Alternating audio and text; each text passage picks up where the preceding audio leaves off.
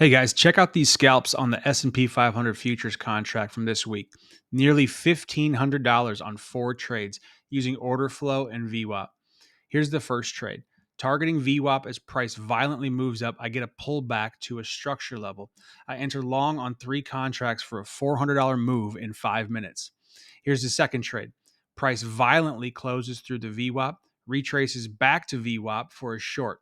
Price then drops for a $387 move to the downside. Price hit heavy resistance at target 1, so I closed the position.